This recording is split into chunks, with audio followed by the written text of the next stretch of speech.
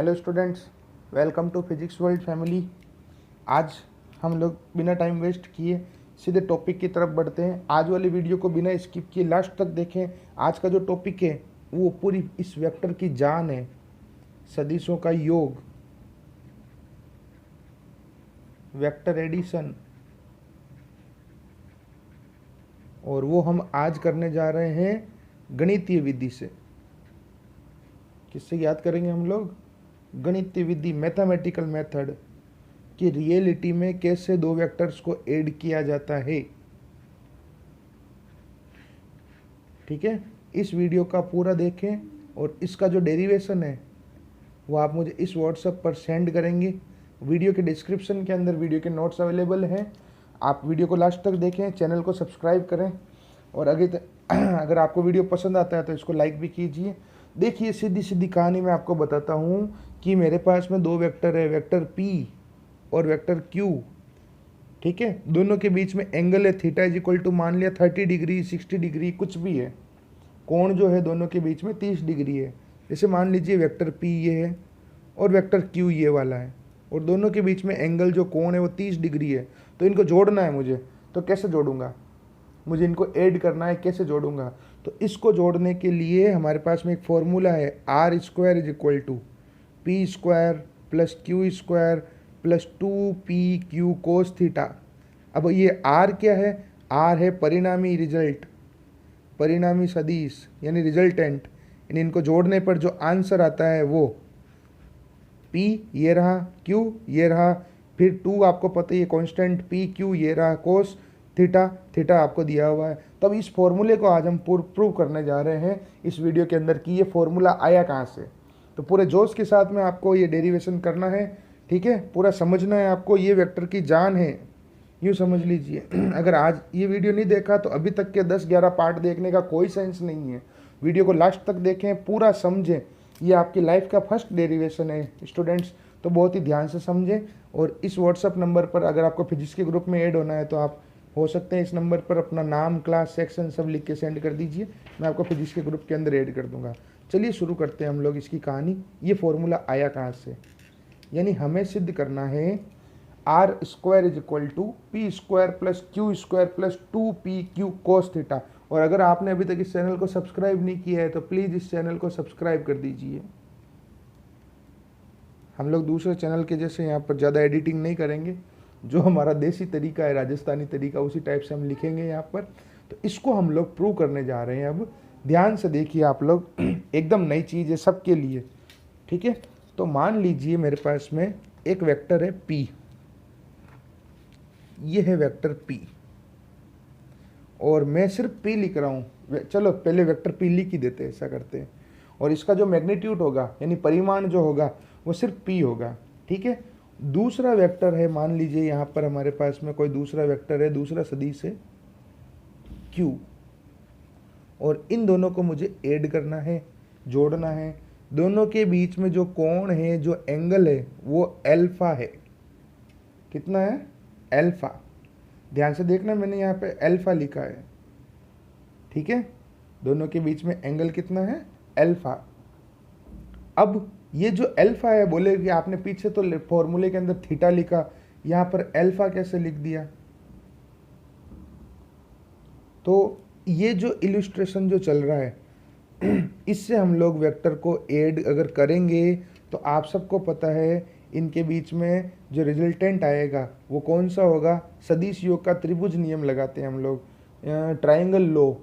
तो आप एक काम कीजिए, काम करो, इसको अल्फा की जगह थीटा ही कर दो, ऐसा करो, ज़्यादा कन्फ्यूजन मत पाड़ो। ठीक है, वेक्टर P और वेक्टर Q दोनों के बीच में एंगल कितना है? थीटा ही है, चलो जाने दो। अल्फा जो होती है वो डायरेक्शन होती है, दिशा होती है। तो कुल मिला के वेक्टर P है, वेक्टर Q है, दोनों के बीच में एंगल हो गया थीटा डिग्री। ठीक है, अब आप लोग मुझे बताइए, अगर मैं यहाँ से एक समांतर चतुर्भुज बनाना चाहता हूँ, पैरेललोग्राम ड्रॉ करना चाहता हूँ, तो यहाँ पर ये जो होगा ये Q है, तो ये भी क्या होगा? Q होगा। और अगर ये P है तो इसके सामने वाला भी क्या होगा? P होगा। अभी एक दूसरा डायग्राम और बना दूंगा, फेयर डायग्राम एग्जैक्ट। ये पैरेललोग्राम है, दिख नहीं रहा होगा पैरेललोग्राम। अभी ये सीधी लाइन बनेगी, अभी बनाते हैं, नाप के बनाते हैं, मेजरमेंट करके। तो इनका जो रिजल्टेंट होगा, परिणामी सदिश जो होगा, वो कौन सा होगा, वो यहाँ पर होगा आर। ये रफ डायग्राम है, इसको नहीं बनाना है आपको, ठीक है। और ये जो परिणामी जो सदिश है, रिजल्टेंट जो है, उसके साथ जो डायरेक्शन है वो है अल्फा, वो जो कोण है वो अल्फा है। Got my point everyone. इसी डायग्राम को, ये तो मैंने रफ बनाया है, अब इसी को फेयर बनाता हूँ, फिर से समझिएगा आप लोग पूरी कंडीशन, आपको 50% समझ में आया होगा इससे, ठीक है। अब मैं इसको पूरा तरीके से बनाता हूँ, फिर से 50% चीज़ क्लियर हुई होगी। कुल मिला के हम लोग सदिश योग का समांतर चतुर्भुज नियम यूज कर रहे हैं, पैरेललोग्राम लॉ यूज कर रहे हैं। अगर आपको समांतर चतुर्भुज नियम याद है तो आपको इस डायग्राम में पता चल रहा होगा कि परिणामी सदिश कौन सा होगा, दोनों जो आसन भुजाएं हैं उनके कटान बिंदु से निकलने वाला जो विकर्ण है, यानी कि दोनों जो साइड्स होगी, ठीक है, उसके जो इंटरसेक्शन पॉइंट होगा, उससे जो डायगोनल निकलेगा वही तो रिजल्टेंट होगा। समांतर चतुर्भुज नियम यही तो कहता है, पैरेललोग्राम लॉ, ठीक है। तो देखिए आप लोग फिर से समझिए इसको, कंडीशन को, आपको अभी तक 50% समझ में आया है। सबसे पहले मैंने क्या किया, ये एक हो गया वेक्टर p, ठीक है, ये क्या हो गया, वेक्टर p, ओके। अब दूसरा वेक्टर है, यहां पर ये लगा दिया मैंने एरो। दूसरा वेक्टर जो है वो ये है, यहां पर हमारे पास में वेक्टर q। दोनों के बीच में एंगल, कोण जो है वो है थीटा। ये फेयर डायग्राम बन रहा है, अब देखना आप लोग। अब मैं इसको समांतर चतुर्भुज बना रहा हूँ, पैरेललोग्राम बना रहा हूँ। तो कैसे बनाएंगे इसको, मेजरमेंट करके बनाना, नहीं तो डायग्राम तिरछा बनेगा, जैसे अभी अपने तिरछा बनाया था। ये 6 सेंटीमीटर है, तो इधर भी 6 सेंटीमीटर इंक्लाइंड कर लेते हैं हम लोग।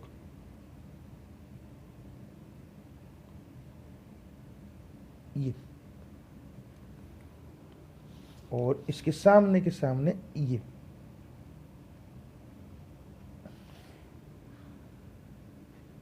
यहाँ डबल एरो लगा हुआ है देखो। तो जब ये P है तो सामने वाली भी P होगी, और ये Q है तो इसके सामने वाली भी Q होगी। भाई समांतर चतुर्भुज के अंदर इक्वल होती है ना, पैरेललोग्राम के अंदर एक एरो इधर लगा हुआ है, एक एरो इधर, एक एरो इधर, एक एरो इधर। इनका जो रिजल्टेंट होगा, परिणामी सदिश जो होगा, वो कौन सा होगा, ये वाला होगा। इसका विकर्ण डायगोनल जो होगा ना, वो परिणामी सदिश होगा। यहाँ पर ये जो पॉइंट ऑफ व्यू है, यहाँ पर 3 जगह तीर लगे हुए, एरो लगे हुए, एक इधर से आ रहा है, एक इधर से आ रहा है, और एक इस साइड से आ रहा है। इस टाइप से है यहाँ पर, ध्यान से बनाना आप लोग अच्छे से पेंसिल से डायग्राम। ये जो ऊपर है ना, यहाँ पर ये 3 जगह एरो आ रहा है, इधर से और इधर से।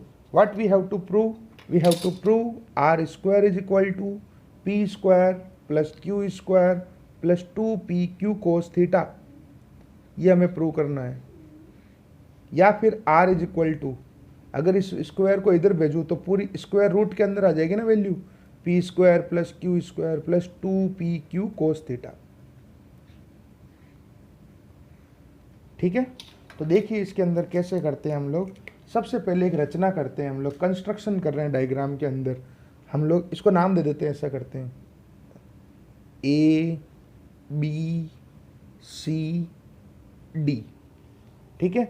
यहां से एक परपेंडिकुलर बना रहा हूं मैं, अभिलंब बना रहा हूं यहां से, जिसे 10th क्लास में ज्योमेट्री में कंस्ट्रक्शन करते थे ना, रचना जो करते थे, एक परपेंडिकुलर ड्रॉ किया मैंने यहां से ऊपर से, इमेजिनरी। तो ये हो गया 90 डिग्री। अब ये पूरा एंगल थीटा, तो ये वाला एंगल भी थीटा हो जाएगा। और ये जो है वो है रिजल्टेंट R, और ये जो एंगल है वो है अल्फा। अल्फा को बोलते हैं डायरेक्शन, दिशा, ठीक है। इस पॉइंट को मैंने नाम दे दिया E। यहाँ तक आपको समझ में आया होगा, उम्मीद करता हूँ पूरा डायग्राम समझ में आया होगा पूरा। अब ध्यान से समझिए आप लोग। सबसे पहले मुझे एक समकोण त्रिभुज दिख रहा है यहाँ पर, समकोण त्रिभुज AEC में, means in triangle AEC, right angle triangle है ये, राइट एंगल ट्राइंगल कहाँ है देखो, AEC, AEC ये वाला पूरा, ये आपकी लाइफ का फर्स्ट डेरिवेशन है बच्चों, बहुत ही ध्यान से समझना आप लोग, और आज शाम तक इसका फिर से एक बार रिवीजन भी कर लेना, ठीक है। तो इसमें पाइथागोरस लगाते हैं हम लोग, ऐसा करते हैं, पाइथागोरस प्रमेय से, और वीडियो के डिस्क्रिप्शन के भी अंदर वीडियो के नोट्स भी अवेलेबल है। पाइथागोरस थ्योरम, तो हाइपोटेन्यूस का स्क्वायर जो हो जाएगा वो base square plus perpendicular square हो जाएगा। मीन्स कर्ण स्क्वायर बराबर आधार स्क्वायर प्लस लंब स्क्वायर, छोटी क्लासों में आपने पढ़ा होगा। तो इसमें कर्ण कौन सा है, हाइपोटेन्यूस कौन सा है, AC, आधार कौन सा है, AE, बेस कौन सा है, AE पूरा बेस, और लंब कौन सा है, CE, परपेंडिकुलर कौन सा है, CE। तो AC square is equal to AE square plus EC square या CE square. AC square is equal to AE square plus CE square या EC स्क्वायर। अब मेरे पास में AC की सीधी वैल्यू पड़ी है R, तो R square is equal to A और से C तक की, मैंने वेक्टर नहीं लगाया यहाँ पर, मैग्नीट्यूड ले रहा हूँ, परिमाण, R स्क्वायर। AE की वैल्यू कितनी है बच्चों, AE की पूरी हमारे पास वैल्यू है ही नहीं, ये तो AB की वैल्यू है P, BE की तो हमें पता ही नहीं है। तो AE की जगह मैं ये लिख सकता हूँ कि नहीं लिख सकता हूँ, AB प्लस BE इसका स्क्वायर, AB की जगह लिखा है AE की जगह लिखा है AB प्लस BE इसका स्क्वायर, प्लस EC की जगह EC लिखा है मैंने, EC का स्क्वायर। तो R square is equal to, AB की वैल्यू तो है ना मेरे पास में P, तो AB की जगह P प्लस BE की वैल्यू मुझे पता ही नहीं है, और EC की वैल्यू भी मुझे नहीं पता है, इसको इक्वेशन 1 दे दी। अब मुझे क्या करना पड़ेगा, इस BE और इस EC की वैल्यू फाइंड करनी पड़ेगी, फिर इसमें पुट करूँगा तो आंसर आ जाएगा। तो चलिए देखते हैं कैसे वैल्यू फाइंड करते हैं। इस वैल्यू को फाइंड करने के लिए हम लोग क्या कर रहे हैं, यहाँ बताता हूँ मैं आपको, इधर हम लोग क्या कर रहे हैं, इसकी वैल्यू फाइंड करने के लिए एक समकोण त्रिभुज आपको और दिख रहा है इसी चित्र के अंदर, समकोण त्रिभुज BEC में, मीन्स ट्रायंगल BEC, ये भी राइट एंगल ट्रायंगल है। अभी डायग्राम की जरूरत पड़ रही इसलिए मैं पेज नहीं पलट रहा हूं, ये भी राइट एंगल ट्रायंगल है, ये रहा BEC, ये वाला BEC, ये वाला। तो इसमें हाइपोटेनियस कर्ण कौन सा है, BC, बेस कौन सा है, आधार BE, और परपेंडिकुलर लंब कौन सा है, CE या EC, ठीक है। तो हाइपोटेनियस जो कर्ण है उसकी वैल्यू तो हमें पता है Q, ये Q इसकी वैल्यू है CB की या BC की, ठीक है। तो इसके अंदर हम लोग क्या कर रहे हैं, वो लगा रहे हैं, एक तो लगा रहे हैं साइन थीटा और एक लगा रहे हैं कोस थीटा। तो साइन थीटा क्या अपॉन क्या होता है, साइन थीटा जो होता है हमने 10th क्लास में पढ़ा था, वो पंडित बद्री प्रसाद हर हर बोले या लाल कक्का करके, ठीक है। तो साइन थीटा क्या अपॉन क्या हो जाएगा, परपेंडिकुलर अपॉन हाइपोटेनियस, मीन्स लंब बटा कर्ण। तो sine theta is equal to, इस त्रिभुज का लंब कौन सा है, CE या EC, परपेंडिकुलर, हाइपोटेनियस कौन सा है, BC, ठीक है। तो sine theta is equal to EC upon BC की वैल्यू कितनी है हमारे पास में, Q। तो यहाँ से EC की वैल्यू कितनी हो जाएगी, क्रॉस मल्टीप्लाई करो, देखो Q इंटू साइन थीटा, तो EC की वैल्यू आ गई मेरे पास में Q साइन थीटा। ये मैं यहाँ पे पुट करूँगा अभी, ऐसे कैसे, इस ट्रायंगल के अंदर अब लगा रहे हैं हम लोग कोस थीटा। तो कोस थीटा होता है हमारा बेस अपॉन हाइपोटेनियस, मीन्स आधार बटा कर्ण। तो इस ट्रायंगल के अंदर आधार कौन सा है, BE, बेस कौन सा है, BE, अपॉन कर्ण कौन सा है, BC, और cos theta is equal to, तो cos theta is equal to BE की जगह BE और BC की वैल्यू कितनी है हमारे पास में, Q। यहाँ से क्रॉस मल्टीप्लाई कराओ, वज्र गुणा BE बराबर हो जाएगा Q इंटू कोस थीटा। इसको दे दिया मैंने इक्वेशन नंबर 3। देखिए आप लोग, बी ई की वैल्यू आ गई क्यू कोस थीटा और ई सी की वैल्यू आ गई क्यू साइन थीटा। ये दोनों वैल्यूज मैं इस इक्वेशन के अंदर पुट कर दूंगा। ठीक है, आप वीडियो को फिर से देखें अगर आपको नहीं समझ में आया तो, ये मेरी गारंटी है, मैं पढ़ूँगा आपको समझ में नहीं आए, ऐसा हो नहीं सकता। ठीक है, तो अब ये वैल्यूज मैं यहाँ पे पुट करके आपको दिखा रहा हूँ। चलिए रखते हैं बाय इक्वेशन 1, 2 एंड 3। और आप लोग जब वीडियो देखते हो ना तो साथ साथ में आप डेरिवेशन किया करो बाय इक्वेशन 1, 2 एंड 3 मीन्स समीकरण 1, 2 व 3 से। 1, 2 व 3 से क्या हो जाएगा, r square is equal to, ये रही देखो पीछे वाले पेज पे, ज़्यादा दूर नहीं है हमारे पास में, p प्लस बी ई का स्क्वायर। तो p की जगह तो p प्लस बी ई की वैल्यू आई मेरे पास में, ये रही q कोस थीटा। तो q कोस थीटा का स्क्वायर प्लस ई सी स्क्वायर, और ई सी की वैल्यू मेरे पास में आई थी, ये रही q साइन थीटा। तो q साइन थीटा का स्क्वायर, तो r square is equal to, ये a प्लस बी का होल स्क्वायर लगाओ यहाँ पर, a square plus b square plus 2ab, ये फॉर्मूला लगाया देखो, a प्लस बी का whole square, a square plus b square plus 2 into a into b, पूरा लिख दिया, प्लस इसका स्क्वायर क्या हो जाएगा, q साइन थीटा का स्क्वायर, ए जी टी जी रखो, इसको ऐसा करो, तो r square is equal to p square, इसका स्क्वायर हो जाएगा q square cos square theta plus 2pq cos theta, plus इसका स्क्वायर क्या हो जाएगा, q square sine square theta. अब इसके अंदर और इसके अंदर कुछ कॉमन दिख रहा है आप लोगों को, और वो दिख रहा है क्यू स्क्वायर, पीछे क्या बचा ब्रैकेट में, cos square theta plus sine square theta, इन दोनों में कॉमन, और प्लस ये जो टर्म बची उसको लिख दिया 2pq कोस थीटा।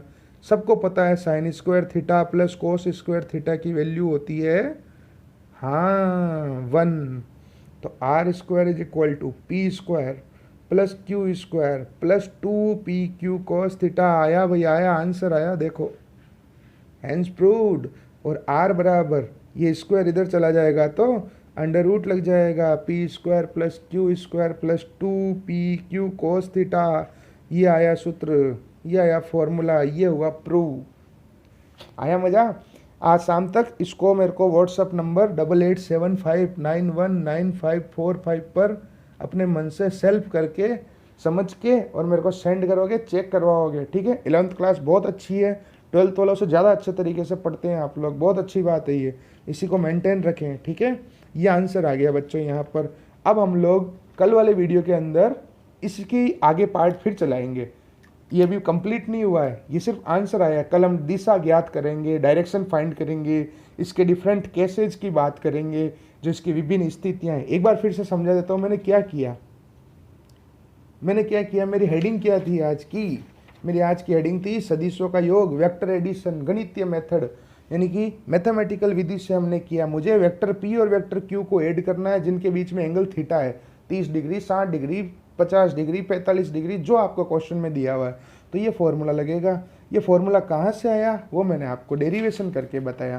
तो सबसे पहले वेक्टर p और वेक्टर q दोनों के बीच में एंगल हो गया थीटा, और जो एक मैंने समांतर चतुर्भुज बनाया, पैरेललोग्राम ड्रॉ किया, तो आमने सामने की भुजाएं बराबर हो गई, ये p तो ये भी p, ये q तो ये भी q, और रिजल्टेंट डायगोनल हो जाएगा, विकर्ण हो जाएगा। ओके, और विकर्ण की दिशा हो जाएगी अल्फा। इसके बारे में हम कल बात करेंगे, अल्फा के बारे में।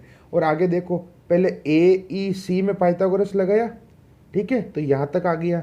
उसके बाद में BEC में पाइथागोरस लगाया, तो एक बार साइन थीटा और एक बार कोस थीटा लगाया मैंने, ये वाला देखो, ये रहा साइन थीटा और कोस थीटा लगाया, जिससे मेरे पास में ये सब वैल्यूज आ गई, और सब वैल्यूज को मैंने यहाँ पे पुट किया। यहाँ पर क्या हुआ, a प्लस बी का होल स्क्वायर लगाया, a square plus b square plus 2ab, इसका स्क्वायर, फिर इन दोनों में कॉमन आ गया, sine square plus cos square हो गया 1। इस टाइप से ये कंप्लीट हुआ बच्चों। ठीक है, डायग्राम को आप फिर से देख लो, वीडियो के डिस्क्रिप्शन के अंदर इसके नोट्स अवेलेबल हैं, बिल्कुल ईजी है ये। अभी कंप्लीट नहीं हुआ है, पूरा कंप्लीट डेरिवेशन तो कंप्लीट हो गया है, लेकिन अब हम लोग कल वाले वीडियो के अंदर इसके अंदर क्या करेंगे, इस अल्फा की वैल्यू फाइंड करेंगे। ठीक है, और अल्फा की वैल्यू फाइंड करके इसके डिफरेंट केसेज करेंगे, विभिन्न स्थितियों के बारे में चर्चा करेंगे। अगर आपको वीडियो पसंद आया तो लाइक कीजिए, इसका रिवीजन कीजिए और व्हाट्सअप नंबर पर इसको शाम तक आप मेरे को चेक करवाएं, सेंड करें। ठीक है, डेली के वीडियो डेलीज देखें। Thank you very much.